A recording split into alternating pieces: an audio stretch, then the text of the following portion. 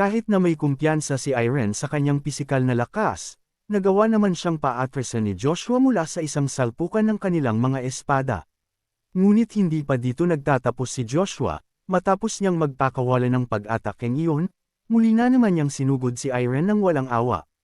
May kalayuan pa ang kanilang distansya sa isa't isa ngunit, ramdam ni Irene na hindi nagbibiro si Joshua sa kanyang mga pag-atake, kaya't upang mabuhay. Mabilis na kumilos si Irene, gamit ang kanyang espada, muli niya itong sinalag upang hindi mapunta sa alanganin ang kanyang buhay. At katulad ng nangyari kanina, muli na namang natalo si Irene pagdating sa pisikal na lakas kay Joshua, at siya ay tumilapon dahil sa lakas ng puwersa sa pag-atake ni Joshua sa kanya.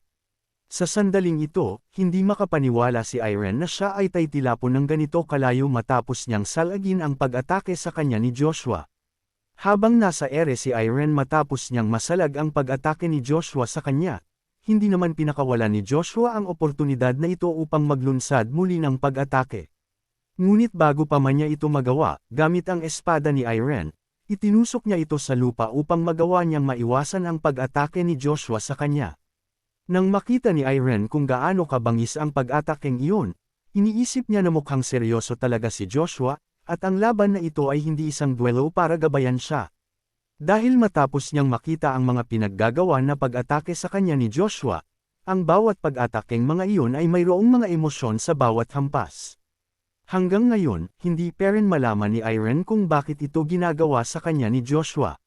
2 linggo ang nakalipas, habang nakasakay si Joshua at ang kanyang mga kasama sa karwahe. Siya ay nagulat ng kanyang marinig sa kanyang katabi na ang anak niyang babae na si Ilya ay nasa panganib, kaya't agad niyang tinanong kung anong nangyayari. Ipinaliwanag ng matanda sa kanyang tabi na ang hawak-hawak niya ay isang mahiwagang mapa, at ginagamit upang makita ang lokasyon ni Ilya. Kadalasan, ang apoy na nagpapahiwatig kay Ilya ay kulay berde, ngunit, ngayong tinitignan niya ito sa mapa, ang apoy ni Ilya ay kasalukuyang kulay itim.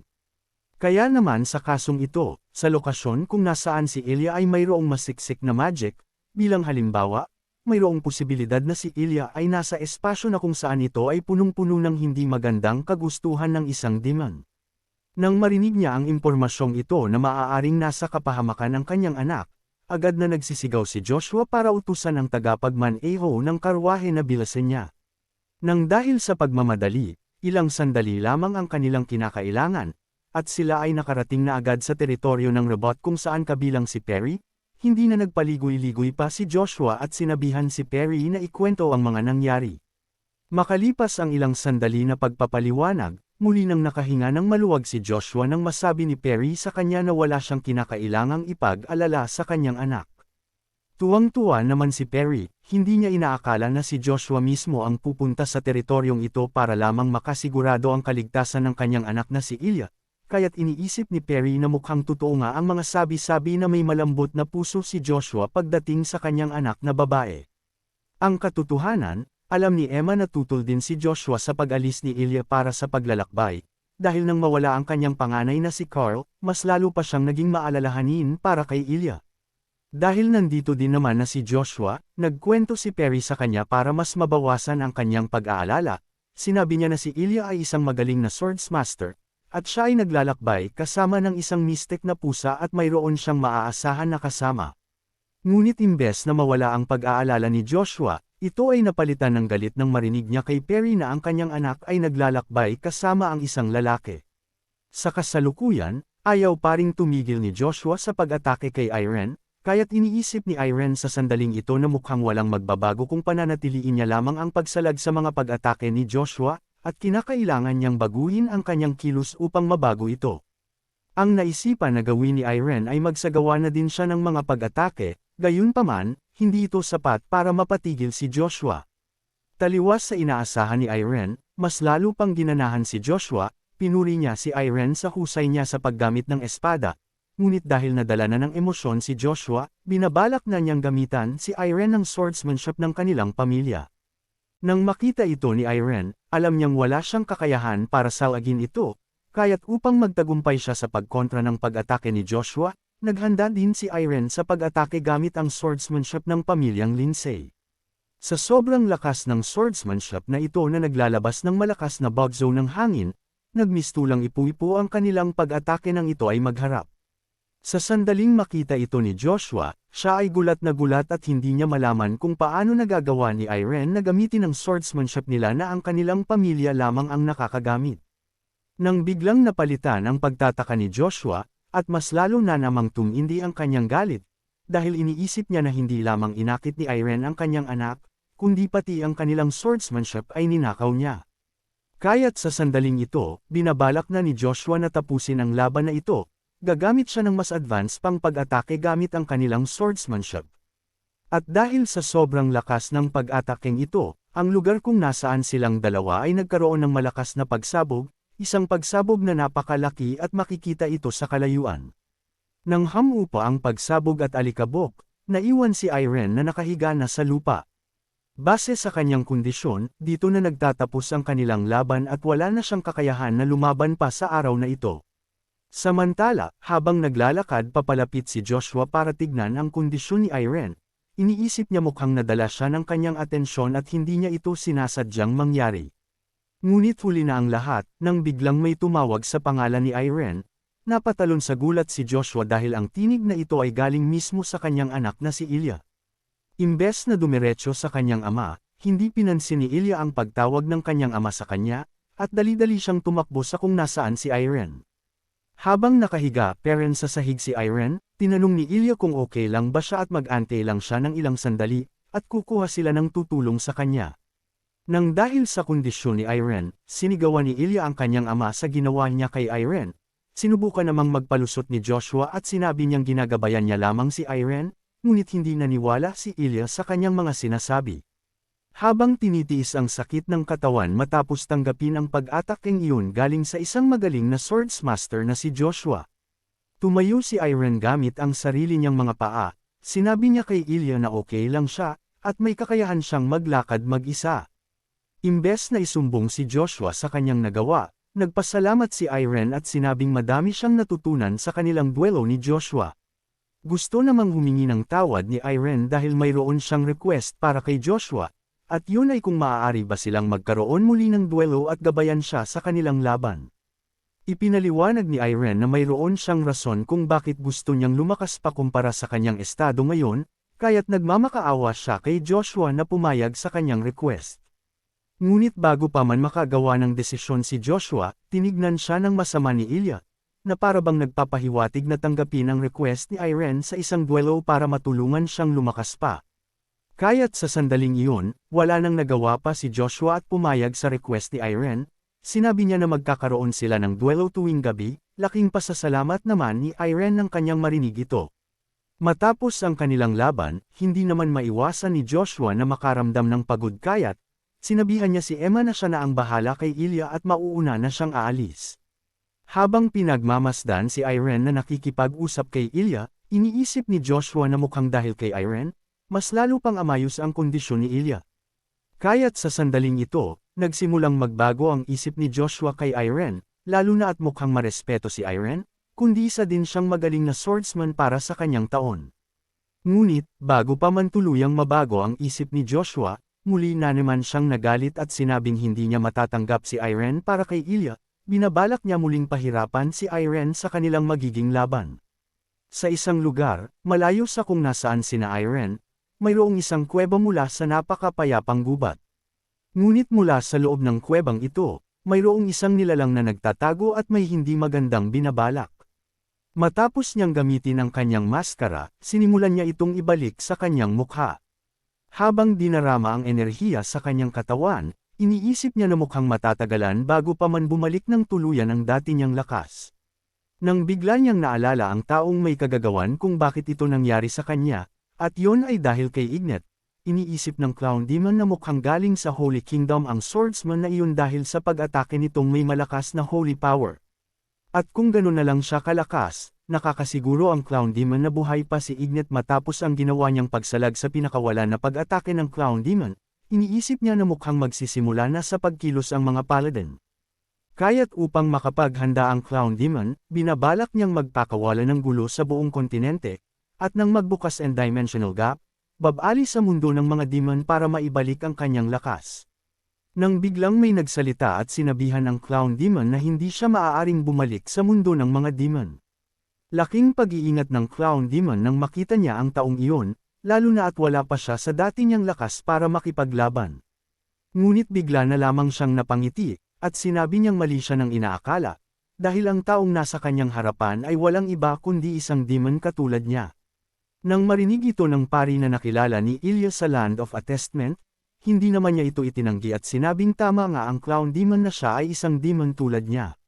Akala ng Clown Demon na wala nang natira pang mga demon sa mundo ng mga tao, kaya't gusto niyang malaman ang rason ng lalaking ito kung bakit niya siya pinuntahan, gustong mag-request ng lalaki na abalahin ang Holy Kingdom.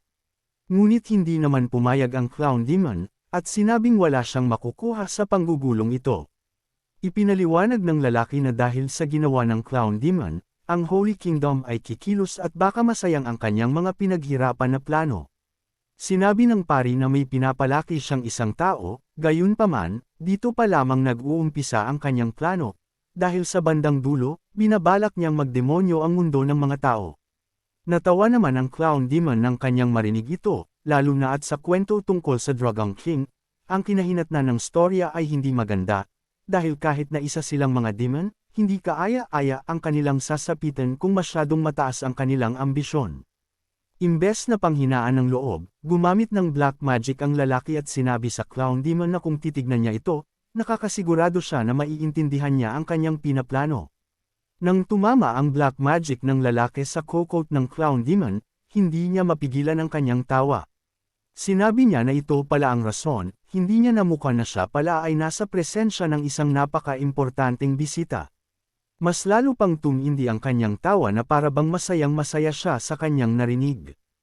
Hindi niya inaakala na totoo nga talaga na mayroong isang demon na hindi ipinanganak sa mundo ng mga demon. Isang linggo na ang nakakalipas simula nang magsimula ang paggabay ni Joshua kay Irene, at ito ay kanilang ginagawa sa pamamagitan ng mga duelo. Sa sandaling ito, si Irene na naman ay papunta kung nasaan si Joshua para sa kanilang pagsasanay. Kahapon sa kanilang pagsasanay, ito ang unang beses ni Irene na tumagal ng 30 minuto sa kanilang laban, ngunit hindi naman pananghinaan ng loob si Irene, dahil kumpara noong unang araw ng kanilang laban, muntikan na siyang mamatay. Sa araw na ito, mas naging desidido pa si Irene na tumagal sa kanilang laban, at binabalak niyang tumagal ng 1 oras kahit na ang kanyang mga kalamnan ay nananakit pa rin mula sa kanilang pagsasanay kahapon. Ngunit bago pa man siya makarating kung nasaan si Joshua, bigla siyang napahinto sa kanyang paglalakad nang dahil sa kanyang nakita. Dahil sa hindi kalayuan, nakita niya sina Joshua at Ignet na magkaharap. Iniisip ni Irene kung ang rason ba ng pagpunta ni Ignet sa lugar na ito ay upang makipagduelo kay Joshua. Mukhang tama naman ang hinala ni Irene, dahil ilang sandali pa lamang ang nakakalipas. Hinawakan ni Ignet ang kanyang espada at tinanong si Joshua kung maaari na ba silang magsimula. Sinabi naman ni Joshua na gawin ni Ignet ang kanyang buong makakaya. Sa sandaling makakuha ng permiso si Ignet, mabilis naman siyang kumilos para sugurin si Joshua, ngunit sa sandaling iyon, mabilis namang inilabas ni Joshua ang kanyang espada. At nagawa niyang salagin ng walang kaprobable problema ang mabilis na pag-atake ni Ignet sa kanya. Bilang palugit kay Ignet, ang isang kamay ni Joshua ay nasa kanyang likuran.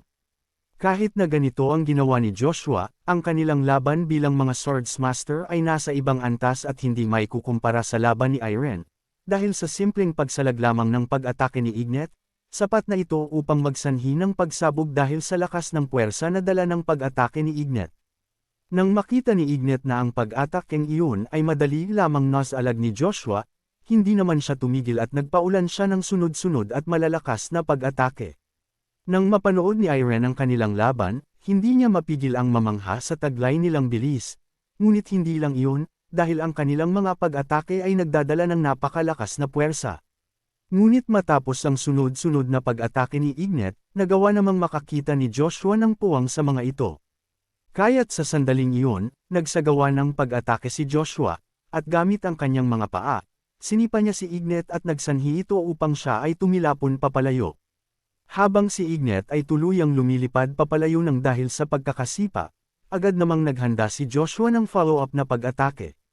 Gamit ang kanilang swordsmanship ng kanyang pamilya, nagsagawa siya ng pag-atake na may malakas na pagbagso ng hangin, at ito ay kanyang pinakawalan patungo kay Ignet.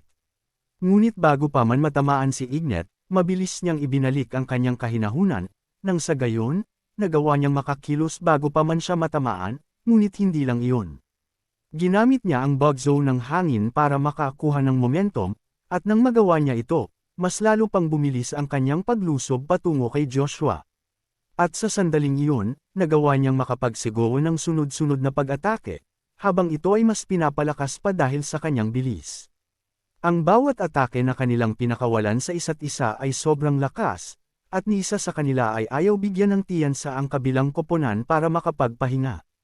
Matapos ang napakabangis na sagupaan, nagkaroon na naman ng malakas na pagsabog kung saan nagtagpo ang kanilang mga espada.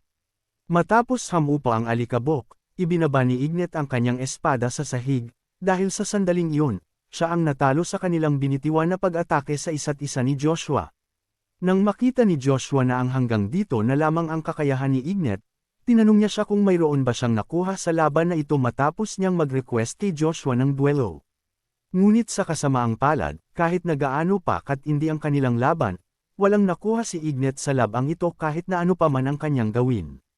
Imbes na tumigil, nadala ng emosyon si Joshua at sinabi kay Ignet na maaari nilang ipagpatuloy ang kanilang laban hanggang sa mayroong makuha si Ignet na realization.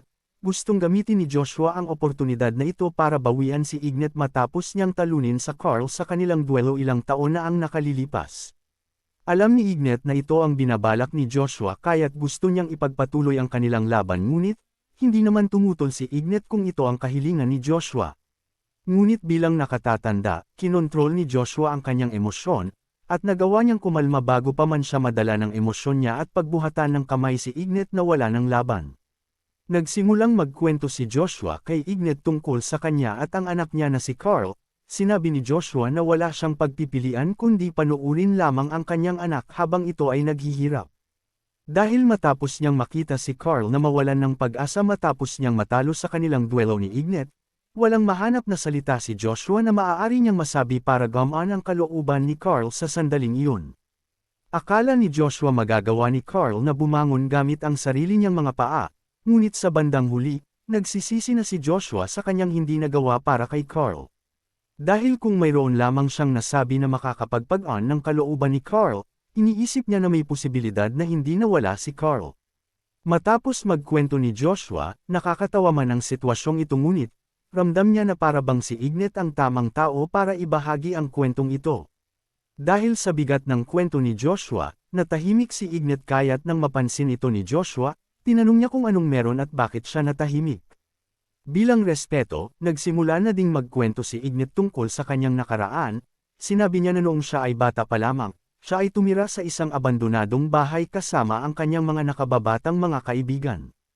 Matapos magkwento ni Ignet tungkol sa kaniyang kabataan, gusto niyang magpakatotoo kay Joshua. Sinabi niya na hindi niya gaanong naalala si Carl, may pagkamalupit man ito ngunit.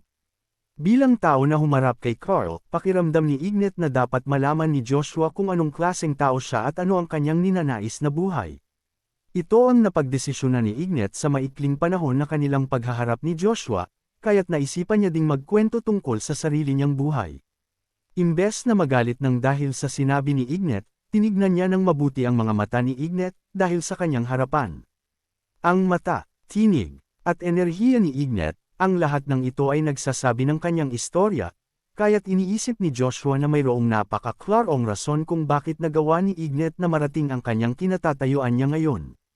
Kahit na parte si Ignet ng rason sa nangyari kay Carl, hindi mapigilan ni Joshua na mamangha sa kanya, lalong-lalo na matapos niyang marinig ang kwento ni Ignet tungkol sa kanyang buhay. Nang bigla namang lumingon si Joshua sa direksyon ni Irene, at sinabi na kung may gustong sabihin si Irene, pinapayagan niya siyang ibahagi ito, dahil nakarinig si Irene ng sensitibong impormasyong tungkol sa pribado nilang mga buhay.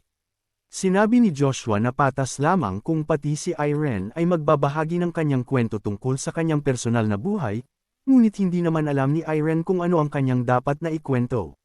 Subalit hindi ito pinalampas ni Joshua, ipinagpilitan niya kay Irene na ibunyag ang lahat, kung bakit siya naging isang swordsman, kung paano siya umabot sa puntong ito at bakit siya umabot sa punto na nakasama niya si Ilyas sa paglalakbay. Nag-aalanganan naman si Irene na ikwento ito, ngunit nang tignan niya si Ignet, para bang pati si Ignet ay sang-ayon sa sinasabi ni Joshua na patas lamang na pati siya ay magbahagi ng kanyang personal na buhay sa kanila. Hindi sigurado si Irene kung saan siya magsisimula, ngunit para maintindihan nila ang lahat-lahat, sinimulan ni Irene ang kanyang kwento simula nang siya ay maliit pa.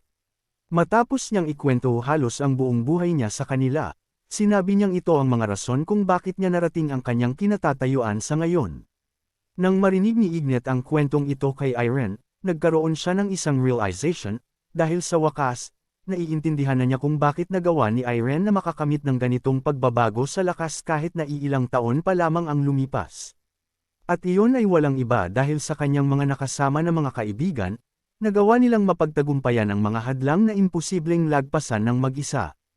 At dahil sa matindi nilang ugnayan kasama ang kanyang mga nakasama sa paglalakbay, kahit na dumaan sila sa puntong mahirap pagtagumpayan ang isang problema, nagawa nila itong harapin ng sama-sama. Sa sandaling ito, napayuko na lang ng ulo si Ignet, iniisip niya kung mayroon din ba siyang mahahalagang ugnayan sa ibang tao katulad ng mayroon si Irene.